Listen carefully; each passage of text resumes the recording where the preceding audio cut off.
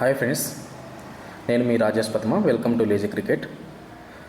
చాలా రోజులైంది ఒక full review, full detailed analysis ఒక మ్యాచ్ కోసం చేసి మళ్ళీ మేము ముందుకు రావడం చాలా సంతోషంగా ఉంది. ఈరోజు డేట్ వచ్చేసి 9వ తారీఖు 12వ నెల 2025. ఈరోజు India versus south Africa first T20 match జరగబోతుంది. ఒకసారి మనం అందరము T20 స్క్వాడ్ చూసుకుంటే ఇండియా టీం వచ్చేసి Suryakumar Yadav, Shubman Gill, Abhishek Sharma, Tilak Varma, Hardik Pandya, Shivam Dube, Axar Patel, Jitesh Sharma, Sanju Samson, Washington Sundar, Varun Chakravarthy, Jasprit Bumrah, Harshdeep Singh, Kuldeep Yadav, Harshit Rana. South Africa squad చూసుకుంటే Aiden Markram, Dewald Brevis, Quinton de Kock, Ferreira, David Miller, Stubbs, Linde, Hendricks, Corbin, Jansen, Maharaj, Anrich, Lungi Ngidi, Sipamla. ఇది రెండు టీంల యొక్క బోత్ స్క్వాడ్. ఈరోజు ఫస్ట్ మ్యాచ్ వచ్చేసి బార్బాటి స్టేడియం కట్టాకులో జరగబోతుంది. ఈరోజు రాత్రి 7 గంటలకు మ్యాచ్ స్టార్ట్ అయిపోతుంది. అంటే యాజ్ యూజువల్గా అర్ధగంట ముందు 6:30కు టాస్ పడుతుంది. ఇక్కడ వచ్చేసి మనము ఈ లైవ్ స్ట్రీమింగ్ ఎక్కడ చూడవచ్చు అనేదాన్ని చూసుకుంటే స్టార్ స్పోర్ట్స్ నెట్వర్క్లో చూడవచ్చు, డిడి స్పోర్ట్స్లో చూడవచ్చు, జియో హాట్స్టార్లో కూడా చూడవచ్చు. లాస్ట్ టీమ్ ఫామ్ చూసుకుంటే ఇండియాది సౌత్ ఆఫ్రికాది టీమ్ ఫామ్ చూసుకుంటే ఇండియా లాస్ట్ 5 T20లలో ఓన్లీ ఒకటి మాత్రం ఓడిపోయారు. అది కూడా ఆస్ట్రేలియా పిచ్లో ఓడిపోవడం జరిగింది. సౌత్ ఆఫ్రికా లాస్ట్ 5 T20 మ్యాచ్లలో ఒక్క మ్యాచ్ మాత్రమే గెలిచింది.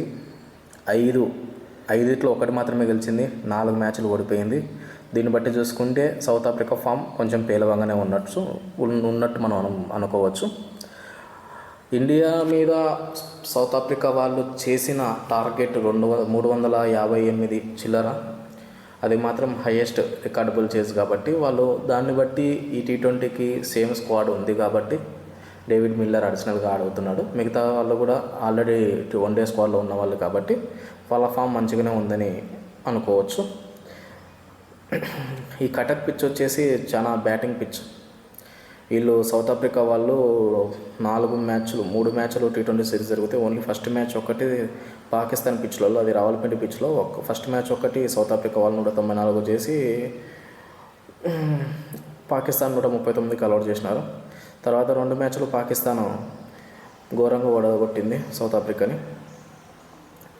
హెడ్ టు హెడ్ రికార్డ్ చూసుకుందాం ఒకసారి సౌత్ ఆఫ్రికాకి మరియు ఇండియాకి మధ్య. ఇండియా సౌత్ ఆఫ్రికాకి లాస్ట్ 10 మ్యాచ్లలో ఇండియా 6 సార్లు గెలిచింది, సౌత్ ఆఫ్రికా 4 సార్లు గెలిచింది. మనకందరికి ఇప్పటికి గుర్తు ఉంటుంది 2024 T20 వరల్డ్ కప్లో సూర్యకుమార్ యాదవ్ మంచి క్యాచ్ పట్టాడు. ఆ రోజు మనం T20 వరల్డ్ కప్ గెలిచడం జరిగింది. హార్దిక్ పాండ్యా కంబ్యాక్ ఇచ్చి మస్తు బౌలింగ్ వేశాడు. ఆ మ్యాచ్ వల్ల సౌత్ ఆఫ్రికా దగ్గరికి వచ్చి ఆ రోజు కప్పు చేజార్చుకుంది. తర్వాత అది జరిగిన తర్వాత మళ్ళీ ఒక 2-3 నెలలకి మళ్ళీ మనము సౌత్ ఆఫ్రికాకి వెళ్ళడం జరిగింది. ఆ సౌత్ ఆఫ్రికాకి మధ్య మ్యాచ్లు జరగడం జరిగింది. సౌత్ ఆఫ్రికా ఇండియాకి మధ్య మ్యాచ్లు జరిగితే సౌత్ ఆఫ్రికా ఓన్లీ ఒక మ్యాచ్ గెలిచి ఇండియా 4 T20 సిరీస్లో 3 T20 సిరీస్లు గెలిచింది. అందులో బాగా పర్ఫార్మెన్స్ చేసినది గురించి మళ్ళీ మాట్లాడదాం, నెక్స్ట్ ముందు మాట్లాడదాం. ఇప్పుడు నువ్వు వచ్చేసి వెన్యూ గురించి ఒకసారి మాట్లాడుకుందాం. మొత్తము ఇండియా ఈ పిచ్లో 10 మ్యాచ్లు ఆడింది. మొత్తం ఇండియా 10 మ్యాచ్లు ఆడింది, సౌత్ ఆఫ్రికా 10 మ్యాచ్లు ఆడింది. ఓవరాల్గా విన్ పర్సంటేజ్ చూసుకుంటే ఇండియాకి 90% ఉంది, సౌత్ ఆఫ్రికాకి 30% ఉంది. ఒకవేళ వెన్యూ మీదే తీసుకుంటే సౌత్ ఆఫ్రికాకి 2 మ్యాచ్లు గెలిచింది ఇండియా పైన.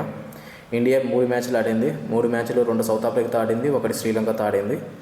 సౌత్ ఆఫ్రికాతో 2 మ్యాచ్లు ఓడిపోయింది, అందుకు సౌత్ ఆఫ్రికా ఇక్కడ 100 చూపిస్తూ ఉంది. ఇండియా ఇంకొక మ్యాచ్ శ్రీలంకతో గెలిచింది. ఇవన్నీ 2020 కంటే ముందు జరిగిన మ్యాచ్లు.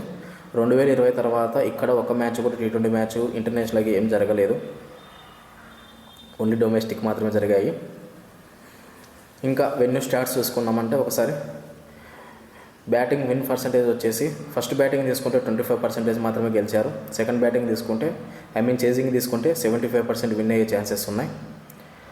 హైయెస్ట్ చేజ్డ్ చూస్తే 149 మాత్రమే ఉంది. South Africa versus India match. ఇది కూడా 2017 అనుకుంటాను, 2022లో సౌత్ ఆఫ్రికాకి ఇండియాకు మ్యాచ్ జరిగితే 149 మాత్రమే హైయెస్ట్ చేజ్గా ఉంది. లోయెస్ట్ డిఫెండ్ వచ్చేసి 180 అని చూపిస్తూ ఉంది శ్రీలంక.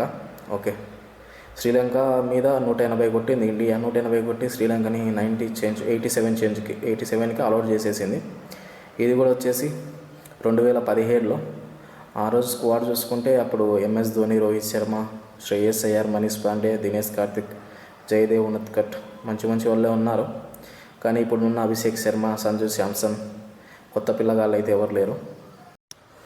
ఒకసారి ప్లేయింగ్ 11 చూసుకుందాం ఎలా ఉండబోతుంది అనేది. ఓపెనర్గా అభిషేక్ శర్మ, శుభ్మన్ గిల్. 1 down Suryakumar Yadav, 2 down Tilak Varma.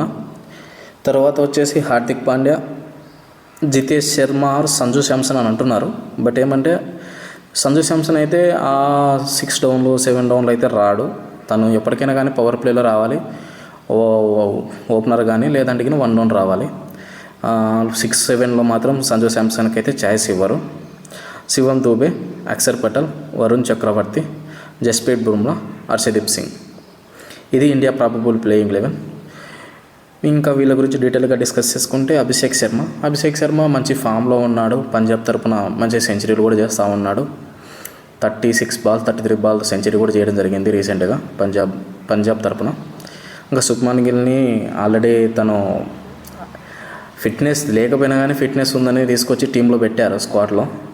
ఎందుకు అనేది కారణం గురించి మాట్లాడుకుంటే ఎక్కడ సంజు శాంసన్ ఓపెనర్ రావాల్సి వస్తుందో, సంజు శాంసన్ ఓపెనర్ వస్తే గిల్ ప్లేస్ పోతుందో అనే భయం ఎక్కువ గంభీర్లో కనపడతా ఉన్నట్టుంది.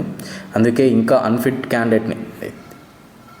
క్యాండిడేటే అనొచ్చు. ఎందుకంటే రీసెంట్గానే ఇంజర్డ్ అయ్యాడు టెస్ట్ సిరీస్లో. అందులోకే తీసుకొచ్చి ఇంజర్ నుంచి మళ్ళీ తీసుకొచ్చి T20 స్క్వాడ్లో కూర్చోబెట్టారు. తన ప్లేస్ ఎక్కడికి పోకుండా కాపాడుకుంటున్నాడు నాకు తెలిసి గిల్లు ప్లేస్ ఎక్కడికి పోకుండా కాపాడుతున్నాడు. మెయిన్ రీజన్ ఓన్లీ కేకేఆర్ అనుబంధం అన్నట్టు ఉంది. ఇది కేకేఆర్ ఒకప్పుడు గంభీర్ కోచ్గా చేశాడు కదా, సేమ్ కన్సర్న్తో శుభ్మన్ గిల్ మీద వైస్ కెప్టెన్ ఇప్పించడం మనం అన్నీ చూస్తూ ఉంటే ఆ కన్సర్న్ ఎక్కువ కనపడుతుంది అనుకోవచ్చు. ఇంకా సూర్యకుమార్ యాదవ్ 1 డౌన్. తిలక్ వర్మని మనం ఏషియా కప్లో కూడా మంచి ఫామ్లో చూసాము. దాంతోపాటు రీసెంట్గా జరిగిన 2024లో జరిగిన T20 సిరీస్ సౌత్ ఆఫ్రికా జరిగినప్పుడు తిలక్ వర్మ మంచి పర్ఫార్మెన్స్ ఇచ్చాడు. దాంతోపాటు ఒక సెంచరీ కూడా కొట్టాడు. ఆ రోజు సంజు శాంసన్ ప్లస్ తిలక్ వర్మ ఇద్దరు సెంచరీ కూడా కొట్టడం జరిగింది. స్కోర్ దగ్గర 283 దాకా కొట్టారు. వీళ్ళిద్దరూ మంచి పార్ట్నర్షిప్ బిల్డ్ చేశారు. స్కోర్ వచ్చేసి 283 కొట్టడం జరిగింది ఇండియా. సంజు శాంసన్ సెంచరీ. ఆ సిరీస్లో సంజు శాంసన్ 2 సెంచరీలు చేస్తాడు. 4 T20లకు గాను 2 బ్యాక్ టు బ్యాక్ T20 సెంచరీలు కూడా చేయడం జరిగింది. అటువంటి సంజు శాంసన్ని ఈరోజు పక్కన కూర్చోబెట్టాలి, ఖచ్చితంగా కూర్చోబెడతారు కూడా, పక్కన కూర్చోబెట్టాలి అవకాశం అంతే, ఇది కూర్చోబెడతారు కూడా. ఇంకా ఫినిషర్ శివం దూబే, జితేష్ శర్మ లాగానే ఉంచుకుంటారు, హార్దిక్ పాండ్యన్ లాగానే. ఇంకా తిలక్ వర్మని మిడిల్ ఆర్డర్ బ్యాట్స్మెన్ లాగానే పెట్టుకుంటారు. ఇంకా మనకు వినదగ్గ నేమ్స్ ఏంటంటే కన్నా అక్షర్ పటేల్. అది ఒక్కటే ఆలోచించే విషయం. అక్షర్ పటేల్ ఉంటాడా లేదంటే ఇంకా స్క్వాడ్లో ఎవరెవరు ఉండరు? హర్షిత్ రాణాని తీసుకొస్తారా? హర్షదీప్ సింగ్ని కూర్చోపెడతారా? కుల్దీప్ యాదవ్ని చేస్తారా? ఇవన్నీ ఆలోచించుకుంటూ పోతే వరుణ్ చక్రవర్తి మాత్రం ఖచ్చితంగా టీంలో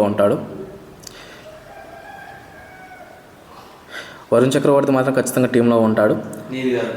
హర్షిత్ రాణా ఆర్ అక్షర్ పటేల్ అంటే కన్నా నాకు తెలిసిన వరకు గంభీర్ మామకు మాత్రం హర్షిత్ రాణానే బాగా మంచోడు కాబట్టి హర్షిత్ రాణానే తీసుకోవచ్చు. అక్షర్ పటేల్ని కూర్చోబెట్టే అవకాశాలు ఎక్కువగా ఉన్నాయి. ఇక కావాలంటే అభిషేక్ శర్మతో నేను స్పిన్ వేయించుకుంటాను 3 ఓవర్లు 2 ఓవర్లు అనే ఫీలింగ్లో కూడా ఉండకపోవచ్చు. కుల్దీప్ యాదవ్ని ఈ సిరీస్లో మంచి పర్ఫార్మెన్స్ ఇచ్చాడు.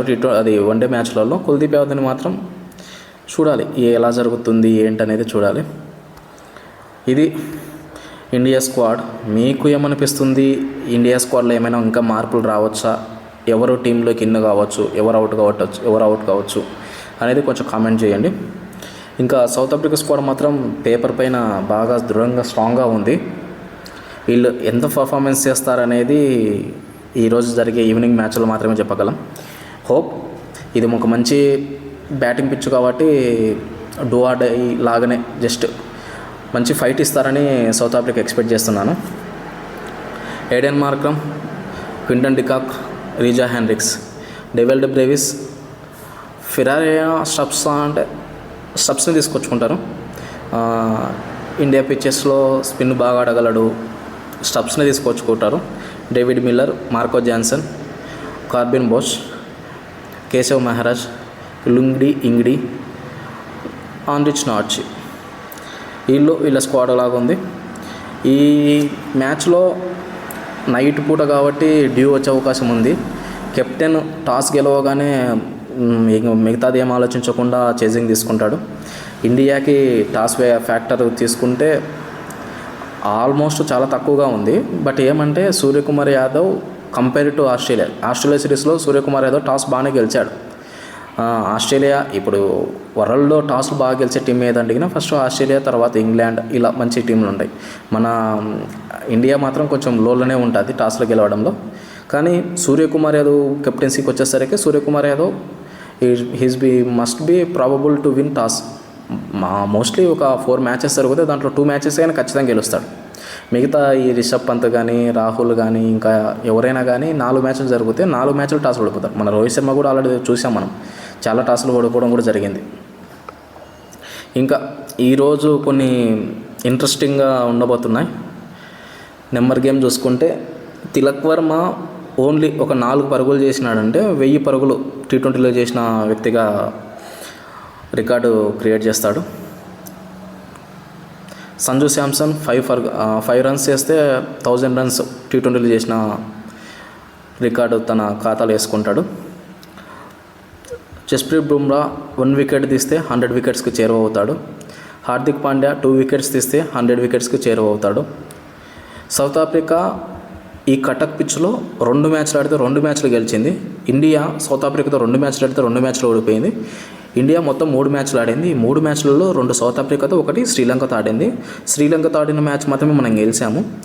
సౌత్ ఆఫ్రికాతో ఆడిన మ్యాచ్లో 2 మ్యాచ్లు ఓడిపోవడం జరిగింది. ఇది ఈరోజు యొక్క ప్రీవ్యూ మ్యాచ్. ఈరోజు మంచి హై ఎక్స్పెక్టెడ్ చేజింగ్ చూడబోతున్నాం అనుకోవచ్చు. ఏ టాస్ ఏది సౌత్ ఆఫ్రికా అయినా కానీ, ఇండియా అయినా కానీ. బట్ మనకు సౌత్ ఆఫ్రికాతో కంపేర్ చేస్తే ఇండియాకు మంచి స్పిన్నర్లు ఉన్నారు. ఫేస్ అటాక్ ఈ మధ్య కొంచెం బుమ్రా అంత యార్కర్లు ప్రభావం చూపించట్లేదు, కానీ టైలెండర్లు మాత్రం బాగా అవుట్ చేస్తాడు. ఫస్ట్లో అంత స్వింగ్ కూడా అవ్వట్లేదు బాల్ ఈ మధ్య. ఓకే, ఇదే అండి ఈరోజు ఒక రివ్యూ. మీకు ఎలా అనిపించింది ఈ రివ్యూ? మీరేమి ఎక్స్పెక్ట్ చేస్తున్నారు? మిగతాదంతా కామెంట్ రూపంలో తెలియజేయండి. ఎవరైనా ఈ ఛానల్కి కొత్తగా వచ్చింటే, ఈ ఛానల్ నేను చెప్పిన కంటెంట్ మీకు నచ్చింటే ఖచ్చితంగా ఛానల్ సబ్స్క్రైబ్ చేసి, లైక్ చేసి, మీకేమనిపించింది అనేది కామెంట్ చేయండి. Thank you.